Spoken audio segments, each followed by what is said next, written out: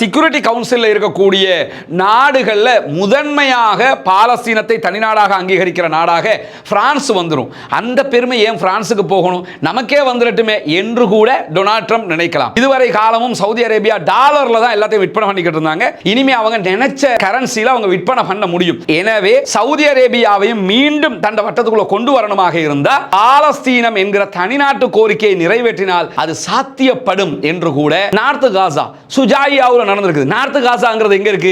Israel முதலாக தரைப்படையை உள்ளே அனுப்பியது நார்த் காசாவுக்குள்ள. இன்றைக்கு 582வது நாளாகவும் நார்த் காசாவை கூட அவங்களால கட்டுப்பாட்டுக்குள்ள கொண்டு வர முடியலன்னா அது ஒரு எச்சக்கல ராணுவம்ங்கிறது நமக்கு எல்லாம் தெரியுதா இல்லையா? ஆனா எங்களுடைய ராணுவம் வலிமையாக நிக்குது, ரொம்ப கடுமையா இருக்குதான், அவ்வளவு சண்டை பிடிக்கிறாங்களாம், ஆனா நாங்க வலிமையா இருக்கிறோம் அப்படின்னு சொல்லி அவர் சொல்லியிருக்கிறாரு.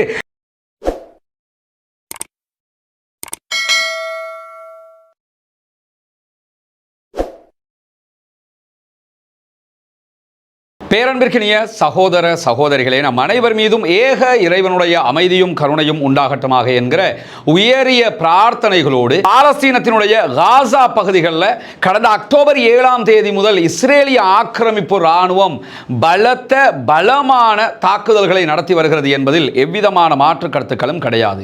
582வது நாளாகவும் இந்த தாக்குதல்கள் தொடர்ந்தாலும் காசா முழுவதும் அளிக்கப்பட்டிருக்கிறது. அங்கிருக்கக்கூடிய எந்த கட்டிடங்களும் மீதமாக கிட்டத்தட்ட 77,000க்கு மேற்பட்ட அப்பாவிகள் கொல்லப்பட்டிருக்கிறார்கள், ஷஹீதாகி இருக்கிறார்கள். 1,25,000க்கு மேற்பட்டவர்கள் படுகாயம் அடைந்திருக்கிறார்கள். எந்த மருத்துவமனைகளும் இயங்கு நிலையில் இல்லை என்று அழிவின் உச்சத்தில் இருக்கிறது காசா. ஆனால் இந்த நிமிடம் வரைக்கும் இஸ்ரேலால் பாலஸ்தீனத்தை நாங்கள் ஜெயித்து விட்டோம், எங்க கண்ட்ரோல்ல பாலஸ்தீனம் இருக்கிறது என்று அறிவிக்க முடியாமல் இருக்கிறது. காரணம் என்னன்னு கேட்டா, பாலஸ்தீன விடுதலை போராளிகள் வசம் இஸ்ரேலுடைய பணைய கைதிகள் இருக்கிறார்கள். அவங்க அதை வச்சு தான் டிமாண்ட் பண்ணிக்கிட்டு இருக்கிறாங்க.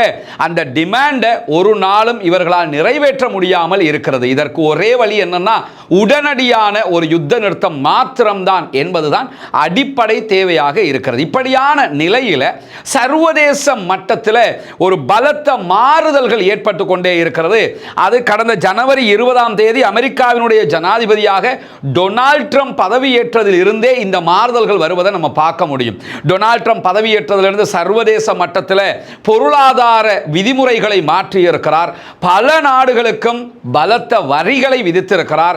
இந்தியா, இலங்கை கூட அதிலே தப்பவில்லை. இப்படி எல்லா காரியங்களையும் மூக்க நுழைச்சி பல மாற்றங்கள் அவர் செய்து வருகிற நேரத்தில் கடந்த சில நாட்களுக்கு முன்பதாக மத்திய கிழக்கு தொடர்பாக அவர் எடுக்கக்கூடிய முடிவுகள் எல்லாமே சற்று வித்தியாசமாக இருக்கிறத நம்ம பார்க்க முடியும். குறிப்பாக காசாவை முழுவதுமாக கைப்பற்றி அமெரிக்காவுக்கு கீழே கொண்டு வர போறோம்னு சொன்னாரு. ஆனா பலத்த எதிர்ப்புகள் வந்ததோட அதுல இருந்து அவர் பின்வாங்கிட்டார். வீடியோ எல்லாம் போட்டிருந்தாரு, காசாவை கைப்பற்றினா அது எப்படி அமெரிக்காவுக்குள்ள இருக்கும்னு வீடியோ போட்டவர் அதுல இருந்து பின்வாங்கி இருந்த காட்சியை நம்ம பார்த்தோம். அடுத்ததாக ஈரான் மேல நான் குண்டு வீசுவேன் அப்படின்னு சொன்னவர் கடைசியாக குண்டுக்கு பதிலாக ஆயத்துல்லா அலி காமனி அவர்களுக்கு கடிதம் தான் எழுதியிருந்தார். இப்பொழுது அமெரிக்காவுக்கும் ஈரானுக்கும் இடையில மறைமுக பேச்சுவார்த்தை நியூக்ளியர் தொடர்பாக நடைபெற்று வருகிறது. 3 கட்டங்கள் முடிந்துவிட்டது, 4ஆம் கட்டம் ஆரம்பித்திருக்கிறது. ஊதிகள் மேல யமன்ல பலத்த தாக்குதல்களை நடத்தி வந்த அமெரிக்கா யாருமே எதிர்பார்க்காத மாதிரி, ஈவன் இஸ்ரேலை எதிர்பார்க்காத மாதிரி ஹூதிகளோடு ஒரு சமாதான உடன்படிக்கைக்கு சென்றிருக்கிறார்கள். வாய் மூலமான சமாதான உடன்படிக்கையாக இருந்தாலும் தற்போது அமெரிக்கா ஹூதிகள் மேல தாக்குறது கிடையாது, ஹூதிகள் அமெரிக்கா மேல தாக்குதல் நடத்த மாட்டோம் என்கிற ஒரு ஒப்பந்தத்திற்கெல்லாம் போயிட்டாங்க. இந்த மாதிரியான ஒரு சூழல்ல தான் அமெரிக்க அதிபர் டொனால்ட் ட்ரம்ப் எதிர்வருகிற 13, 14 ஆகிய தேதிகளில் மத்திய கிழக்கு வருகிறார். சவுதி அரேபியா, UAE ஆகிய நாடுகளுக்கெல்லாம் அவர் பயணிக்க இருக்கிறாரு.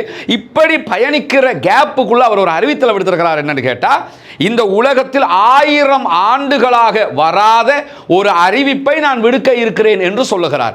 இந்த அறிவிப்பு என்ன என்பது தொடர்பாக எந்த விதமான சமிக்ஞைகளும் வெளியில வராம இருக்குது. ஆனா நிறைய இந்த காசா பாலஸ்தீனம் தொடர்பான ஆய்வாளர்கள் இது தொடர்பாக கருத்துக்களை சொல்கிறார்கள். பொதுவாக அல் ஜசீராவினுடைய மிகச்சிறந்த ஆய்வாளராக இருக்கக்கூடிய மர்வான் பிஷாரா அவர்கள் பேசியிருக்கக்கூடிய இருக்கக்கூடிய பேச்சில் அவர் என்ன சொல்றாருன்னா, இந்த அறிவிப்பு ஏதோ ஒரு வகையில் இரண்டு விவகாரங்களை பற்றி இருக்கலாம் என்று அவர் நம்புகிறார்.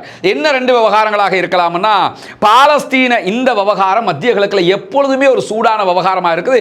டொனால்ட் ட்ரம்ப் முன்னே நாட்களில் ஜனாதிபதியாக இருந்தபோது அவர்தான் ஜெருசலத்தை இஸ்ரேலுடைய தலைநகரமாக வேற அறிவிச்சு அமெரிக்காவினுடைய தூதுவர் ஆலயத்தையும் ஜெருசலத்துக்கு கொண்டு வந்து வச்சுட்டு போனார். இப்போ என்ன பண்றாருன்னா, இஸ்ரேலிய பிரதமர் பெஞ்சமின் நெத்தன்யாகுவுடனான நெருக்கத்தை குறைத்திருக்கிறார். இஸ்ரேலுடனான செயல்பாடுகளை பின்வாங்கி இருக்கிறார்.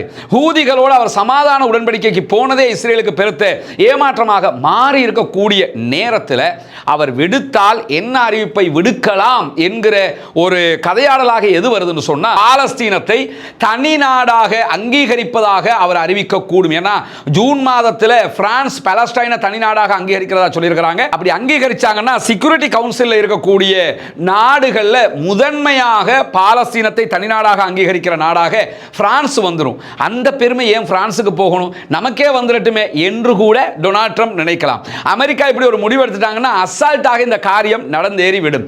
அப்படி ஒரு முடிவுக்கு டொனால்ட் ட்ரம்ப் வரக்கூடும். அப்படி வருவதாக இருந்தால் சவுதி அரேபியா இஸ்ரேலை தனிநாடாக அங்கீகரிக்க வேண்டும் என்கிற கோரிக்கையை சவுதி இடத்தில் தொடர்ந்து அமெரிக்கா முன்வச்சு வருது.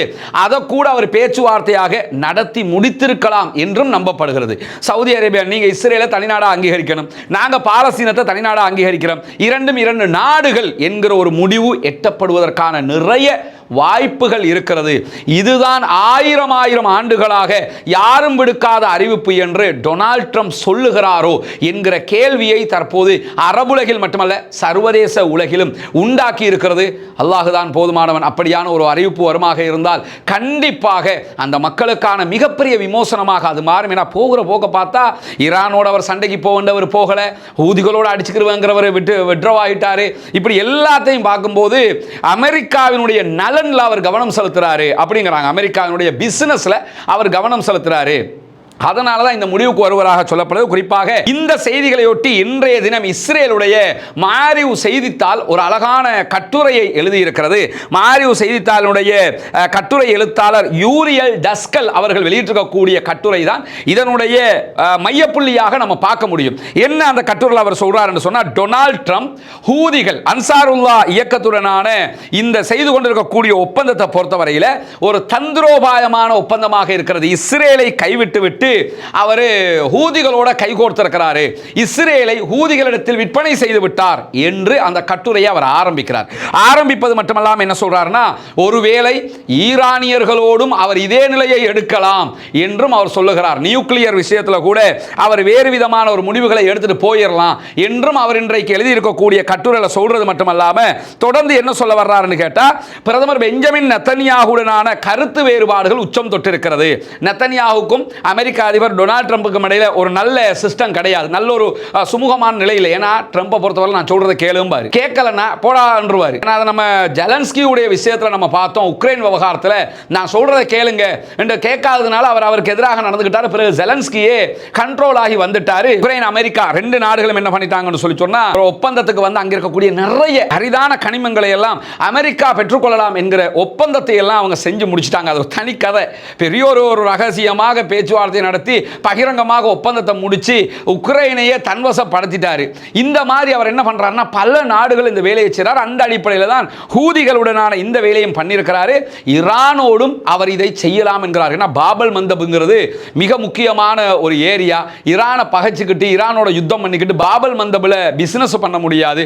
எனவே அந்த நிலைக்கும் அவர் செல்லலாம் என்று இந்த மாரி பத்திரிகையினுடைய எழுத்தாளர் யூரியல் டஸ்கல் அவர்கள் பேசுகிற நேரத்தில் தொடர்ந்து என்ன சொல்றாருன்னு கேட்டா, இந்த பெஞ்சமின் நெத்தன்யாகுடனான கருத்து வேறுபாடுங்கிறது எந்த அளவுக்கு உச்சம் தொட்டு கொண்டிருக்கிறது என்று சொன்னால், பல பாபல் மந்தபாக இருந்தாலும் சரி, அதே போன்று ஈரானுடைய பகுதிகளாக இருந்தாலும் சரி, எல்லா இடங்கள்லையும் பிசினஸ் நாடிக்கிட்டு இருக்கிறாரு டொனால்ட் ட்ரம்ப்ங்கிறது வெளிப்படையாக காட்டுறது மட்டுமல்லாம அணுசக்தி திட்டங்கள் தொடர்பாக ஈரானோடு அவர் சுமூகமான நிலைப்பாட்டை தொடர்ந்து எட்டிக்கொண்டு வருகிறார். இது எல்லாமே இஸ்ரேலுக்கு எதிரான ஒரு நிலைப்பாடுகள். ஏன்னா இஸ்ரேல் என்ன நினைச்சாங்கன்னா, ஈரானோட அமெரிக்கா ஒரு சண்டைக்கு வருவாங்கன்னா அந்த பக்கம் ஏற்கனவே டேக்கியை கையில் வச்சுக்கிட்டு சிரியாவுக்குள்ள போய் அசாதுடைய ஆட்சியை கவிழ்த்தாச்சு, சிரியாவை வந்து டம்மி பீஸா மாத்தியாச்சு. அதனால ஏற்கனவே ஹிஸ்புல்லாக்களை அமைதிப்படுத்தி வச்சிருக்கிற மாதிரி ஒரு காரியம் நடந்துகிட்டு இருக்குது. அப்படி இருக்கிற போது அடுத்ததாக ஈரானுக்கும் ஒரு ஷொட்டு கொடுத்துட்டோம்னு சொல்லி சொன்னா அத்தோட என்ன ஆயிரும்னு சொன்னா எல்லாமே டவுன் ஆகிரும் நினைச்சுக்கிட்டு இருந்தாங்க. ஆனால் அதுக்கு மாற்றமாக எல்லாமே நடந்து கொண்டிருக்கிற போது சர்வதேச நாணய நிதியத்தினுடைய புள்ளி விவரங்களை முன்வச்சு அவர் ஒரு கருத்தை சொல்றாரு. IMF உடைய புள்ளி விவரங்களை கவனத்தில் கொண்டு ஒரு கருத்தை சொல்றாரு. 2025ஆம் ஆண்டுல அமெரிக்காவுடைய பொருளாதார வளர்ச்சி விகிதம்ங்கிறது குறைய வாய்ப்பு இருக்கிறது. எனவே இப்படியான ஒரு நிலை ஏற்படுகிற போது அமெரிக்காவுக்கு அது பலத்த பின்னடைவு. அது டொனால்ட் ட்ரம்புடைய ஆட்சி காலத்தில் பெரிய சிக்கலா போயிடும். அது மட்டுமல்லாம டொனால்ட் ட்ரம்பை பொறுத்தவரை அவங்களுடைய கான்ஸ்டிடியூஷனை மாற்றம் பண்ணி இங்க மஹிந்த ராஜபக்ச செஞ்சாரா இல்லையா, ஒரு ஜனாதிபதியாக 2 தடவை தான் போட்டியிடலாம்னு ஸ்ரீலங்காவில் இருந்ததை அவர் என்ன பண்ணாருன்னா 3வது முறையும் போட்டியிடலாம் என்கிற விதமாக கான்ஸ்டிடியூஷனை மாற்றி தான் போட்டிக்கு வந்தார் மைத்திரி காலத்தில். பிறகு கோட்டா எல்லாம் வந்து அதை மாற்றிட்டாங்கன்னு வைங்களேன். அதே மாதிரி ஒரு வேலையை அமெரிக்காவில் டொனால்ட் ட்ரம்ப் செய்யறதுக்கு எதிர்பார்க்கிறாரு. அதையெல்லாம் அவர் செய்யணுமாக இருந்தால் பொருளாதார ரீதியாக அமெரிக்காவை நான் தான் உச்சாணி கொம்பில் கொண்டு வந்து நிறுத்தினேன், நான் தான் நாட்டை வலுப்படுத்தினேன், அதெல்லாம் வரணும் அவருக்கு. அப்படி வரணுமாக இருந்தால் டாலருடைய பெருமதியை அவர் தக்க வைக்கணும்.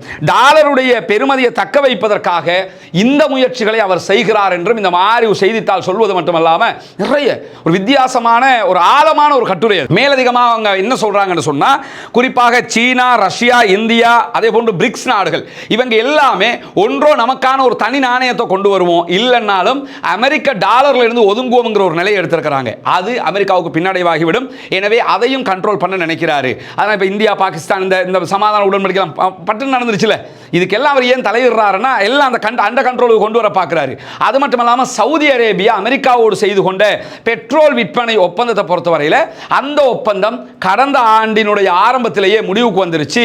அது என்னன்னா இதுவரை காலமும் சவுதி அரேபியா டாலர்ல தான் எல்லாத்தையும் விற்பனை பண்ணிக்கிட்டு இருந்தாங்க. இனிமே அவங்க நினைச்ச கரன்சில அவங்க விற்பனை பண்ண முடியும். எனவே சவுதி அரேபியாவையும் மீண்டும் தண்ட வட்டத்துக்குள்ள கொண்டு வரணுமாக இருந்தால் பாலஸ்தீனம் என்கிற தனிநாட்டு கோரிக்கையை நிறைவேற்றினால் அது சாத்தியப்படும் என்று கூட டொனால்ட் ட்ரம்ப் நம்பலாம். அதற்கான வாய்ப்பு இருக்கிறது என்கிற காரணத்தினால தான் இந்த நிலையெல்லாம் எடுக்கிறாரு. இதுக்கு முன்னாடி அமெரிக்கா எங்களோட இப்படி இருந்ததில்லை, முழுமையாக இஸ்ரேலை பாதுகாத்ததை அமெரிக்கா தான் கட்டுரை ஆசிரியர் எழுதுறாரு. 1987 முதல் தடவையாக ஏரோ சிஸ்டம் தந்தாங்க, அதுக்கப்புறம் அயன்டோம் சிஸ்டம் தந்தாங்க, கடந்த ஆண்டு தேட் சிஸ்டத்தை தந்தாங்க, முழு நாட்டையும் பாதுகாக்கிறதுக்கு எல்லா வகையிலையும் உதவினாங்க.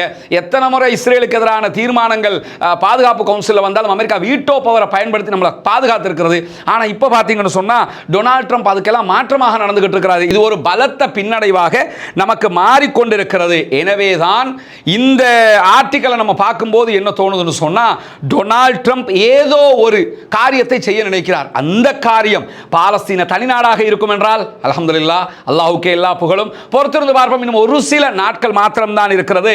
இந்த மாரியுடைய குறிப்பிட்ட கட்டுரை, டஸ்கல் அவர்கள் எழுதியிருக்கக்கூடிய கட்டுரை இன்றைக்கு அல் ஜசீராவினுடைய அரபு பக்கம் ஒரு டோட்டலாக மொழிபெயர்த்து அரபியில் வெளியிட்டிருக்கக்கூடிய காட்சிகளை நம்ம பார்க்கிற அதே நேரத்தில் இன்னைக்கு வெளியாகி இருக்கக்கூடிய பாலஸ்தீனம் தொடர்பான மேலதிக செய்திகளை பொறுத்தவரையில் அஸ்ஸலாமு அலைக்கும் வரஹ்மத்துல்லாஹி வபரகாத்துஹு. அன்பிற்கினிய சகோதரர்களே, பொத்துவில் இலங்கையினுடைய கிழக்கு மாகாணம் பொத்துவில்ல நம்ம செய்து வரக்கூடிய ஏழை மக்களுக்கான வீட்டு திட்டத்தை இன்றைக்கு பார்வையிட வந்திருக்கிறோம். இன்ஷா அல்லாஹ் வெகு விரைவில் இந்த 5 வீடுகள் கையளிக்க இருக்கிறோம் அல்ஹம்துலில்லாஹ்.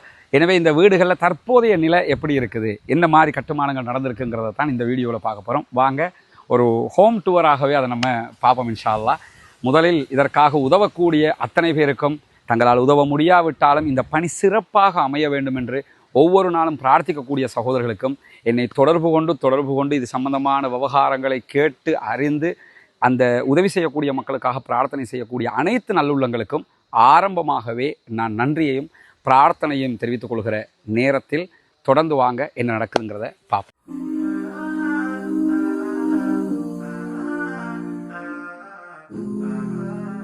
வீட்டுக்கு நான் கதவு ஜன்னல் மாட்ட வேண்டியிருக்குது. கீழே பூசுகிற வேலைகள் எல்லாம் செய்ய வேண்டியிருக்கு. வயரிங் நடந்துருக்கு, நம்ம கம்ப்ளீட் இல்லை. பாத்ரூம் வேலை பெண்டிங்காக இருக்குது. அந்த பாத்ரூம் இதை கட்டுறாங்க, ட்ரைனேஜ் கட்டி கொண்டிருக்கிறாங்க. பாத்ரூம் வேலை நடந்து, கிச்சனில் வேலை பெண்டிங் இருக்குது. இது எல்லாமே நீங்கள் தருகிற சதக்கா தான தர்மங்களை கொண்டுதான் நம்ம பண்ணிக்கிட்டு இருக்கிறோம். இறைவனுடைய ரொம்ப மகிழ்ச்சியா இருக்குது.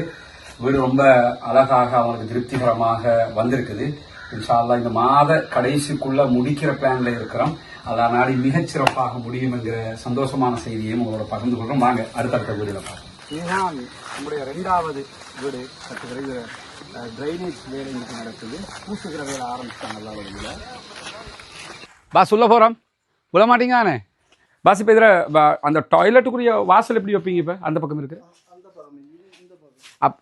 இதுக்காக வைப்பீங்களா டாய்லெட்டுக்கு வாசல்? அங்கிட்டு வைப்பீங்களா? அது வெளியேக்கி. Okay okay okay 2 okay. இது 3வது வீடு இதாக இருக்குது. என்னுடைய காட்சியை நீங்கள் பார்க்குறீங்க. இது வந்து ட்ரைனேஜ். இது நாங்கள் முன்னாடி கொண்டு வர்றோம். என்னென்னு சொன்னால் அங்கிட்டு வந்து அடுத்த பக்கம் கிணறு இருக்கிறதுனால இந்த ஏரியாவில் ஒரு கிணறு ஒன்று இருக்குது. அதுக்கு டிஸ்டர்ப் ஆகிடக்கூடாதுன்ட்டு ட்ரைனேஜை முன்னாடி கொண்டு வந்திருக்கேன். அப்படி கம்ப்ளீட்டாக மூடிடுவாங்க. மற்றதெல்லாம் பின்னாடி தான் வந்திருக்குது. இதுக்கு ஜன்னல் நிலையெல்லாம் வச்சுட்டாங்க. ஆமாம், இங்கேயும் இதை வயரிங்கை முடிச்சிட்டாங்க. அந்த பட்டை மட்டும்தான் இவருக்கு ஒன்று போடுறதுக்கு இருக்குதுன்னு நினைக்கிறேன். லைனை கொடுத்தாங்கன்னா சரி. கிச்சனில் வேலையும் ஓரளவுக்கு முடிச்சு தான் வச்சுருக்குறாங்க. முடிச்சிட்டாங்க. பாத்ரூம் நல்லா பெருசாக தான் இருக்குது. அப்படியே அடுத்த வீட்டுக்கு போமா. இது 3வது வீடு. இதுக்கு உதவி செஞ்ச எல்லா சகோதரர்களுக்கும் நல்லா அருள் புரியணும். இது வந்து ஓடு மேலே போட்டுக்கிட்டு இருக்கிறோம். அதுக்கும் வந்து இறங்கி இருக்குது. இது வந்து நம்பர் 1 குவாலிட்டி ஓடுன்னு சொல்லுவாங்க. 3 குவாலிட்டி இருக்கிறதா சொல்லப்படுது. இதில் நம்ம எடுத்துருக்கிறது நம்பர் 1 குவாலிட்டி. நம்பர் 1 தான் எடுத்துருக்கிறோம். செகண்ட் குவாலிட்டியோ அல்லது தேர்ட் குவாலிட்டியோ நம்ம எடுக்கலை. ஏன்னா அதை போட்டோம்னு சொன்னால் அது நல்லா இருக்காது. அதனால் எடுக்கிற பொருட்கள் எல்லாமே அதுக்குரிய பெருமதியான ஒரிஜினல்ங்கிற வகையில் உள்ளதை தான் நம்ம பண்ணிக்கிட்டு இருக்கிறோம். ஏன்னா அது நமக்கு கட்டுற மாதிரி இருக்கணும் அந்த மக்களுக்குரியதுங்கிற அடிப்படையில். இது வந்து 4வது இடம். இது பூசுறதுக்குரிய மண் இறக்கியிருக்கிறாங்க. அஸ்ஸலாமு அலைக்கும். எப்படி இருக்கிறீங்க? வேலை எப்படி போகுதா? பாஸ் தான் எங்க ஃபுல் பிஸியாக இருக்கார் பாஸ்? அது சரி பாஸ். இது எல்லாத்தையும் இந்த மாதத்துக்குள்ளே முடிப்பீங்களா? இன்ஷா அல்லாஹ் முடிச்சு தாங்க இன்ஷா அல்லாஹ். சார் நல்ல திருப்தியாக இருக்குது. அதான் நான் மக்களுக்குன்னு சொல்லி கொண்டிருக்கேன். அதான் ரொம்ப திருப்தியாக இருக்குது எங்களுக்கு. அல்ஹம்துலில்லாஹ். இது 5வது ஃபைனல் கட்டிக்கிட்டு இருக்கிறாங்க. இது பின்பகுதியால் நம்ம இப்போ போய்கிட்டு இருக்கிறோம். பாத்ரூம் எல்லாம் சூப்பராக இருக்குது மாஷா அல்லாஹ். மேலே கோப்பிசம் அடிக்கிறாங்க, வகலை போடுறாங்க. இவங்க தான் நீங்கள் நின்று வேலையை ஃபௌமி. இது கடைசி வீடு. இது எப்போ முடியும்? இந்த வீடு முடிஞ்சுது. நமக்கு ஒரு 10 daysல இந்த வீடு கம்ப்ளீட் ஆகும். எல்லாம் கம்ப்ளீட் ஆகிறதுக்கு பாஸ் சொல்கிறாரு இந்த மாதம் கடைசிக்குள்ளே முடியும். இந்த மாதிரி ஒரு 25-26 தேதிக்குள்ளே டோட்டலாக வீடு எல்லாம் கம்ப்ளீட் ஆகி நமக்கு ஜூன் ஃபர்ஸ்ட் வீக்கில் ஓப்பன் செய்கிற மாதிரி செய்யலாம் இன்ஷா அல்லாஹ். அல்ஹம்துலில்லாஹ். இவர் தான் இங்கேருந்து நம்ம வேலைகள். இவர் அங்கிட்டு கொஞ்சம் சகோதரர் இருக்காங்க. அவங்கெல்லாம் சேர்ந்து தான் இங்கே வேலைகளை செய்கிறாங்க. ரொம்ப திருப்திகரமாக. நம்ம கொழும்பில் இருந்தாலும் நம்மளே இங்கே இருக்கிற மாதிரி நம்ம ஒரு ஒன்ஸ் a வீக் மாதிரி இங்கே வருவோம். வந்தால் முழு அப்டேட் டீட்டெயில்ஸோடு அல்ஹம்துலில்லாஹ் அவங்களோட வேலை பணிகளுக்கு மத்தியிலையும் இதை நின்று செய்கிறாங்க. அல்லாஹ் உங்களுக்கு நிறைய ரஹமத் செய்வான் இன்ஷா அல்லாஹ் மக்களுக்காக செய்கிறதுக்கு. இவங்கெல்லாம் நம்மளோட சகோதரர்கள், இந்த வேலைக்காக நிற்கக்கூடிய சகோதரர்கள். எனவே ஜஸாக்குமுல்லாஹு ஹைரா. அல்லாஹ் உங்கள் அத்தனை பேருக்கும் அருள் புரிய வேண்டும். இந்த பணிகளுக்காக உதவி செய்யக்கூடிய எல்லா சகோதரர்களுக்கும் நாங்கள் அல்லாஹ்விடத்தில் பிரார்த்தனை செய்கிறோம். அதே நேரம் நீங்களும் இந்த பணி மிகச்சிறப்பாக நடந்து முடிவதற்கு பிரார்த்திக்கிற அதே நேரம் பாலஸ்தீனம் வெற்றி பெற வேண்டும், பாலஸ்தீனம் சுதந்திரம் அடைய வேண்டும் என்கிற பிரார்த்தனையும் அல்லாஹ்விடத்திலே மறக்காமல் முன்வையுங்கள். இதற்காக இந்த பணிக்காக இறைவனுக்காக உதவ விரும்புகிற சகோதரர்கள் முன்னால் தெரிகிற நம்முடைய வங்கி கணக்கிற்கு உங்களால் முடிந்த தொகைகளை வைப்பிலிட முடியும். வெளிநாடுகளிலிருந்து வைப்பிலிடக்கூடியவர்கள் இதற்கு வைப்பிலிட முடியாத சந்தர்ப்பத்தில் அதில் தெரிகிற நம்முடைய தொலைபேசி மற்றும் வாட்ஸ்அப் பழக்கத்துக்கு தொடர்பு கொண்டு உங்களால் முடிந்த உதவிகளை வாரி வழங்குமாறு அன்பாக கேட்டுக்கொள்கிறோம். இந்த பணிகள் சிறப்பாக அமைவதற்கு பிரார்த்தனைகளில் சேர்த்துக்கொள்ள மறந்து விடாதீர்கள். அமெரிக்காவினுடைய கொலம்பியா பல்கலைக்கழகத்தில் பாலஸ்தீனத்திற்கு ஆதரவாக ஆர்ப்பாட்டம் நடத்திய 65 மாணவர்களை இடைநீக்கம் செய்வதாக கொலம்பியா பல்கலைக்கழகம் இன்றைக்கு அறிவித்திருக்கிறது. பாலஸ்தீனத்துக்கு ஆதரவாக இவங்க ஆர்ப்பாட்டம் நடத்தினவங்க. ஆனால் வழக்கு அங்கே பதிவு செஞ்சிருக்கிறாங்க. வழக்கில் பெரும்பாலும் மாணவர்கள் வெற்றி பெறுவதற்கான வாய்ப்புகள் இருக்கிறது. பொறுத்திருந்து பார்ப்போம் அது என்ன நடக்கப் போகிறது என்பதை. இந்த நிலையில் நமக்கெல்லாம் தெரியும், கடந்த வியாழக்கிழமை பாலஸ்தீன விடுதலை போராளிகள் நடத்திய தாக்குதலில் ஒரே நேரத்தில் 12 அதே போன்று 7 என்கிற வகையில் 19 இஸ்ரேலிய ஆக்கிரமிப்பு ராணுவத்தினரை கொன்று குவித்திருந்தார்கள். அப்படி இருக்கிற போது இன்றைக்கு நடந்திருக்கக்கூடிய வடக்கு காசாவில் இருக்கக்கூடிய ஷுஜாஇயா பகுதிகளில் நடந்திருக்கக்கூடிய தாக்குதல்களில் கன்னி வெடி வைத்து இஸ்ரேலிய ஆக்கிரமிப்பு ராணுவத்திற்கு எதிரான தாக்குதல்கள் நடத்தப்பட்டிருக்கிறது. அதிலே 2 இஸ்ரேலிய ஆக்கிரமிப்பு ராணுவத்தைச் சேர்ந்தவர்கள் கொல்லப்பட்டு 7 பேர் படுகாயம் அடைந்திருக்கிறார்கள் என்று இஸ்ரேல் வெளியிட்டிருக்கக்கூடிய அறிக்கையில் சொல்லியிருக்கிறாங்க. தாக்குதல் நடத்தியதை பாலஸ்தீன விடுதலை அமைப்பு அறிவித்திருக்கிறது. எத்தனை பேர் என்பதை இஸ்ரேல் தான் அறிவிச்சிருக்கு. இங்க நீங்க பார்க்கலாம், அந்த புகை மூட்டத்துக்கு மத்தியில் இஸ்ரேலிய ராணுவம் வருகிற ஒரு காட்சியை காட்டியிருக்கிறாங்க. இதெல்லாம் ஹெலிகாப்டர் வந்து போட்டு புகை குண்டை போட்டு அவங்க ஆட்களை தூக்கிட்டு போறதுக்காக வருகிற காட்சிகள் தான் காட்டும். இப்படி தான் கூட்டு போவாங்கன்னா எத்தனை பேரை தூக்குறோம்ங்கிறது விளங்காம இருக்கிறதுக்காக விழுந்துட்டோமா மீசல மண்ணொட்டல என்று காட்டணுமா, அதுக்காக செய்யக்கூடிய வேலைகள் இது. அந்த மாதிரியான ஒரு காட்சி தான் இதில் பதிவாகி இருக்கிறது. இது நடந்திருக்கிற இடத்தை பார்த்தீங்கன்னா நார்த் காசா சுஜாயியாவில் நடந்திருக்குது. நார்த் காசாங்கிறது எங்க இருக்கு? இஸ்ரேல் முதலாக தரைப்படையை உள்ளே அனுப்பியது நார்த் காசாவுக்குள்ள. இன்றைக்கு 582வது நாளாகவும் நார்த் காசாவை கூட அவங்களால கட்டுப்பாட்டுக்குள்ள கொண்டு வர முடியலன்னா அது ஒரு எச்சக்கல ராணுவம்ங்கிறது நமக்கெல்லாம் தெரியுதா இல்லையா? அந்த ராணுவத்தில் லட்சணம் நமக்கெல்லாம் தெரியுதா இல்லையா? ஆனா பொதுமக்களை கொன்று விட்டு வீரம் பேசிக் கொண்டிருக்கிறார்கள் என்பதையும் நம்ம பார்க்க முடிகிற அதே நேரத்தில் இன்றைக்கு காயமடைந்த இஸ்ரேலிய ஆக்கிரமிப்பு ராணுவத்தில் யாரெல்லாம் காயமடைந்திருக்கிறாங்கிற ஒரு ஸ்பெஷல் செய்தி வந்திருக்கு. அதுல இஸ்ரேல் ஆக்கிரமிப்பு ராணுவத்தினுடைய 252வது படைப்பிரிவினுடைய துணை தளபதி படுகாயம் அடைந்திருக்கிறார். அதே போன்று 6310 என்கிற படைப்பிரிவு பட்டாலியனுடைய தளபதியும் படுகாயம் அடைந்திருக்கிறார். ஒரு படைப்பிரிவுடைய தளபதி, இன்னொரு படைப்பிரிவினுடைய துணை தளபதி ஆகிய 2 பேரும் படுகாயம் அடைந்திருக்கிறார்கள் என்கிற செய்திகளுக்கு மத்தியில் ஹெலிகாப்டர்ல வந்து அள்ளிக்கிட்டு போயிருக்கிறாங்க என்கிற செய்திகளும் வெளியாகி இருக்கிற அதே நேரத்தில் இன்றைக்கு வெளியாகி இருக்கக்கூடிய மேலதிகமான ஒரு செய்தியில் ரஃபா படைப்பிரிவுக்கும் அதே போன்று இஸ்ரேலிய ஆக்கிரமிப்பு ராணுவத்துக்கும் இடையிலான ஒரு பயங்கரமான தாக்குதல் தற்போது இந்த வீடியோ பேசுகிற நேரத்தில் நடந்து வருகிறது என்று சொல்லி இன்றைக்கு செய்தி வெளியாகி கொண்டிருக்க அல் ஜனீனா பகுதிகளில் இந்த தாக்குதல் நடைபெற்று வருகிறது. இதில் என்ன நடந்துகிட்டு எத்தனை பேர் கொல்லப்பட்டிருக்காங்கிற செய்தியில் இன்னும் வெளிவரல. ஆனால் இஸ்ரேல் ராணுவத்தினுடைய கோலானி படைப்பிரிவினுடைய தளபதியாக செயல்படக்கூடிய தெற்கு காசா பகுதிகளில் இருக்கக்கூடிய தளபதி என்ன சொல்றாருன்னு சொன்னா, ஜனீனா பகுதிகளில் ஒரு கடினமான யுத்தத்தில் நாங்கள் இருக்கிறோம். மிக கடுமையான ஃபயரிங் நடந்துகிட்டு இருக்கு, யுத்தம் நடந்துகிட்டு இருக்குது. ஆனா எங்களுடைய ராணுவம் வலிமையாக நிக்குது. ரொம்ப கடுமையா இருக்குதான், அவ்வளவு சண்டை பிடிக்கிறாங்களாம், ஆனால் நாங்கள் வலிமையாக இருக்கிறோம் அப்படின்னு சொல்லி அவர் சொல்லியிருக்கிறாரு. இந்த ஜெனினா பகுதிகளில் நடக்கக்கூடிய சண்டையில் எத்தனை பேர் கொல்லப்பட்டிருக்கிறாங்க, என்னென்ன நடந்திருக்குங்கிற முழு விவரம் இன்னும் வரவில்லை. ஆனால் இந்த தாக்குதல் முடிவுக்கு வருகிற போது கண்டிப்பாக அதுவும் வெளியே வரும்போது பாலஸ்தீன போராளிகளுடனான மோதலில் எத்தனை பேர் கொல்லப்பட்டிருக்கிறார்கள் இஸ்ரேலிய ஆக்கிரமிப்பு ராணுவத்தைச் சேர்ந்தவர்கள் என்கிற செய்திகளை நம்ம புரிந்து கொள்ள முடியும். அதே போன்று இன்றைக்கு இஸ்ரேலிய ஆக்கிரமிப்பு ராணுவத்தில் 2 படைப்பிரிவுகளுடைய தளபதிகள் படுகாயம் அடைந்திருக்கக்கூடிய நேரத்தில் வெஸ்ட் பேங்க் பகுதிகளில் இஸ்ரேலிய ஆக்கிரமிப்பு ராணுவத்திற்கும் அங்கிருக்கக்கூடிய படைப்பிரிவுகளுக்கும் இடையிலே நடைபெற்ற சண்டையில் பாலஸ்தீன விடுதலை அமைப்பினுடைய 2 படை தளபதிகள் இன்றைக்கு கொல்லப்பட்டிருக்கிறார்கள், ஷஹீதாகி இருக்கிறார்கள் என்கிற செய்திகள் வெளியாகி இருக்கிறது. அந்த 2 பேருமே இஸ்ரேலிய ஆக்கிரமிப்பு ராணுவத்தினால் தேடப்பட்டு வந்தவர்கள் என்கிற செய்திகளை அல் ஜசீராவினுடைய அரபு செய்தித்தளம் இன்றைக்கு சொல்லக்கூடிய நேரத்தில் தான் ஆக்கிரமிப்பு படைகளுக்கும் மேற்கு கரையில் இருக்கக்கூடிய பாலஸ்தீன விடுதலை போராளிகளுக்கும் இடையிலான தாக்குதல்கள் உச்சம் தொட்டு கொண்டிருக்கக்கூடிய நேரத்தில் இன்றைக்கும் இத்தாலி ஏர்வேஸ் இஸ்ரேலுக்கான அனைத்து விமானங்களையும் எதிர்வருகிற 19ஆம் தேதி வரைக்கும் ரத்து செய்வதாக அறிவித்து இருக்கிறார்கள். எனவே தொடர்ந்து இஸ்ரேலுக்கு எதிரான விமானங்கள் இடைநிறுத்தம் தொடர்ந்து கொண்டே இருக்கிறது. இஸ்ரேலுக்கு எதிராக யமனில் இருக்கக்கூடிய ஹூதிகள் தங்களுடைய தாக்குதல்களை நடத்துவதாக அறிவித்துக் கொண்டு நேற்றைய தினமும் தாக்குதல்களை நடத்தியிருந்தார்கள். இன்றைக்கும் இஸ்ரேல் மீது படுபயங்கரமான தாக்குதல்கள் நடத்தப்பட்டுக் கொண்டிருக்கக்கூடிய நேரத்தில் தான் அமெரிக்க ஜனாதிபதி டொனால்ட் ட்ரம்பினுடைய அறிவிப்பு எப்படி இருக்கும் என்கிற ஒரு கேள்வியும் இருக்கிறது. பொறுத்திருந்து பார்ப்போம் என்ன நடக்கிறது என்பதை. பாலஸ்தீனம் வெற்றி பெற வேண்டும், பாலஸ்தீனம் சுதந்திரம் அடைய வேண்டும், பாலஸ்தீன மக்கள் நம்மை போன்ற நிம்மதியானவர்களாக மாற வேண்டும் என்கிற உயரிய பிரார்த்தனையை வல்லர் ரஹ்மானிடத்தில் முன்வைக்க மறந்து விடாதீர்கள். பாலஸ்தீன மக்களுக்காக பிரார்த்தனை செய்கிற அதே நேரம் இஸ்ரேலிய ஆக்கிரமிப்பு ராணுவத்திற்கு எதிராக தொடர்ந்தும் ஒவ்வொரு தொழுகைகளிலும் குனூத்துன் நாசிலாவை ஓதி வாருங்கள். குனூத்துன் நாசிலா என்றால் என்ன, அது எப்படி ஓத வேண்டும் என்பதை குர்ஆன் மற்றும் ஆதாரபூர்வமான நபிமொழிகள் அடிப்படையில் தனியான ஒரு வீடியோவாக நம்ம வெளியிட்டிருக்கிறோம். பார்க்காத சகோதரர் நம்முடைய சேனலில் அதையும் பார்த்துக்கிறங்க.